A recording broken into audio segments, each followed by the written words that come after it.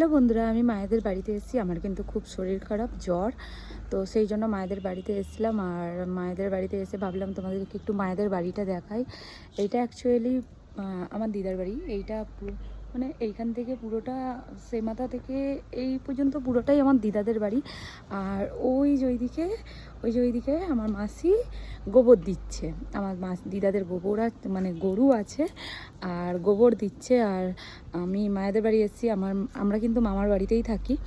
আর দিদার মামা নেই, যার জন্য মামার বাড়িতেই থাকি। আর একটা আমাদের ঘর এখানেই আছে, মামার বাড়িতেই আমাদের বাড়ি।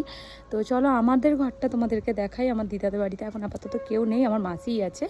আমার মাসি গোবর মানে ঘুঁটে দিচ্ছে।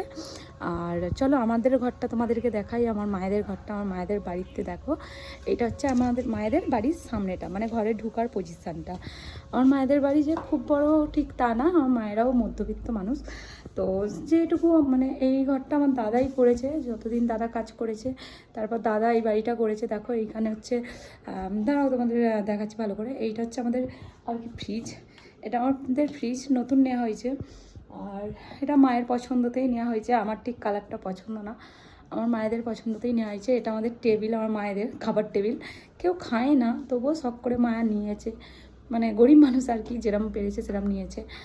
আর এই যে আমাদের রান্না করার জায়গা, এটা ভেঙে গেছে কিছু কারণের জন্য ভেঙে গেছে। আর এটা আমাদের মায়েদের রান্না করার জায়গা, ওগুলো সব পরে রিপেয়ার করা হবে আবার। আর এই জায়গাটা যে দেখছো, এই জায়গাটা আমার দাদা শয়, মানে ঘুমায়।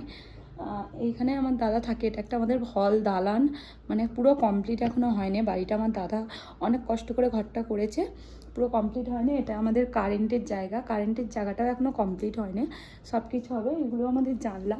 এই জানলাগুলো অনেক যুগের আগে, যখন আমরা হয়তো কোনো মানে অস্তিত্বই আমাদের ছিল না, তখনকারের এই জানলাগুলো আমার দিদাদের ছিল। আমার মা যখন বাড়িটা করেছিল আর কি, তখন ওই জানলাগুলো আমার দিদাদের ছিল, আমার দিদা দিয়েছিল।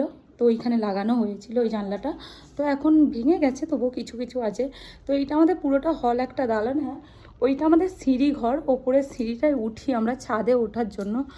আর পুরোপুরি আমাদের যে মানে আমাদের যে বাড়ি ঘর, ওটা আমাদের দালান ছিল, এটা আমাদের ঘর। আমাদের কিন্তু এখনও কারেন্টের কাজ সেরকম হয় না, দাদা করে উঠতে এখনও পারে না।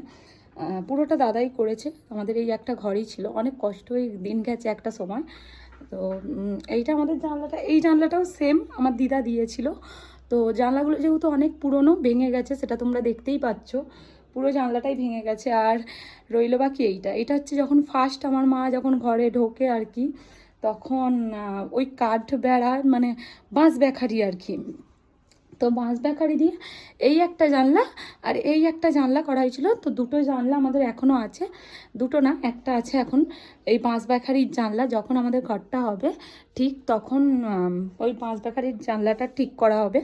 এখনও আমাদের অনেক ঘরের কাজ বাকি আছে, যখন দাদা করবে আস্তে আস্তে তখন সব হবে।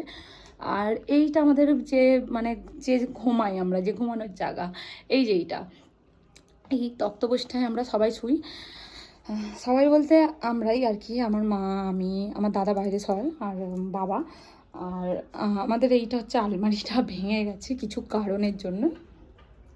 ঠিক আছে, কোনো ব্যাপার না, এটা আমাদের টিভি। আর এটা হচ্ছে আমার দিদি দিয়েছে জামাই ষষ্ঠীতে। মায়েদের যেহেতু আলমারিটা ভেঙে গেছে বলে এরকম একটা আলনা দিয়েছিল আমার দিদি জামাই ষষ্ঠীতে মাকে, যে রাখার একটু অসুবিধার জন্য দিয়েছিল। ঠিক আছে, কোনো ব্যাপার না, একটা সময় আসবে আমার দাদা হয়তো সবই করে নেবে আস্তে আস্তে। তো মানুষকে তো সময় দিতে হবে, একা তো আর সব কিছু পারে না। হ্যাঁ, আমার বাবাও কাজ করে, বাবার টাকাটাই সংসার চলে, কিন্তু ঘরটা তো দাদাই করেছে, কষ্ট করেও করেছে, তো সবই করবে। এই ফ্রিজটাও আমার দাদা কিনেছে, সবই আমার দাদাই, মানে বেশিরভাগই আমার দাদাই করেছে। তো আমার দাদার এইটা মানে দাদা অনেক কষ্ট করে করেছে। তো সবাই মিলে পাশে থাকো, আমার দাদাকে তোমরা আশীর্বাদ করে যেন পুরো ঘরটা আবার ভালো করেই করতে পারে। আর আমরা কিন্তু সবসময় বেশিরভাগ এই দালানটাতেই থাকি, ঘরে খুব একটা থাকি না। আর এইটা আমার তো খুব ভালো লাগে, এই জায়গাটা। আমার দাদা শয় ঠিকই, আমি দিনের বেলা সবসময় এরকম করে শুয়ে থাকি, এখানে রিলস বানাই জানলাটায়।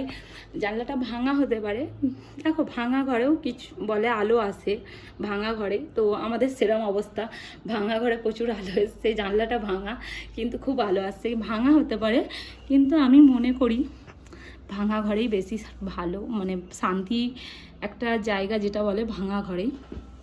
তো যাই হোক, আমার মায়েদের ঘর এইটা, দালান মানে একটাই ঘর আর দালান। ভবিষ্যতে যদি করতে পারে আবার হবে, দাদা যদি করতে পারে হবে। আর এই হচ্ছে আমাদের সিঁড়ি ওপরে ওঠা। তো ভালো লাগলে একটা লাইক করো। আর কি বলবো, আমারও কিছু ইচ্ছা আছে যেটা মায়েদের জন্য করার, যদি সব দিক থেকে সফলতা পাই, সাপোর্ট পাই, তখনই হবে, না রে না। আর আমার তো শ্বশুরবাড়ি দেখেইছো তোমরা। তো চলো এখানেই ভিডিওটা শেষ করলাম। আর ইউটিউব থেকে যারা দেখছো প্লিজ প্লিজ তোমরা আমার পেজটাকে সাবস্ক্রাইব করো। আমি একটু অনেক কষ্ট করেই কাজগুলো করছি। আমার কিন্তু শরীর খারাপ হলেও আমি কাজ করি, শুধুমাত্র কিছু সাকসেস পাওয়ার জন্য।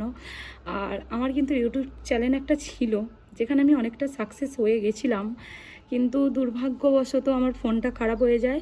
আমার সেই চ্যানেলের নামের অ্যাকাউন্টটা আমি ভুলে যাই, তার জন্য আমার ওই চ্যানেলটা পুরোপুরি বন্ধ হয়ে গেল। কিন্তু আমার সেখানে আমি অনেকটাই সাকসেস হয়ে গেছিলাম। আবার এই চ্যানেলটা অনেক ভালোবাসা নিয়ে তোমাদেরকে জানাচ্ছি, তোমরা অনেক ভালোবাসা দাও। এই চ্যানেলটা আমি অনেক কষ্ট করে আবার খুলেছি, আমি আবার একটু একটু করে এগোচ্ছি। তোমরা অনেকটা ভালোবাসা দাও যেন আমি অনেকটা এগিয়ে যেতে পারি, আর আমি কিছু আমার মানে নিজস্ব স্বপ্নের কাজ করতে পারি তোমাদের ভালোবাসা পেয়ে। তোমরা প্লিজ ভিডিওটা দেখো আর লাইক করো। আর প্লিজ যারা এখনও সাবস্ক্রাইব করোনি করে দাও। আমাদের এই বিশেষ করে বাড়িটা কেমন লাগলো অবশ্যই কমেন্ট করো। যার ভালো লাগবে সে হ্যাঁ বলো, যার ভালো লাগবে না সে না বলো। ঠিক আছে, চলো টাটা বাই। আর পেজটাকে সাবস্ক্রাইব করতে ভুলবেন না কিন্তু।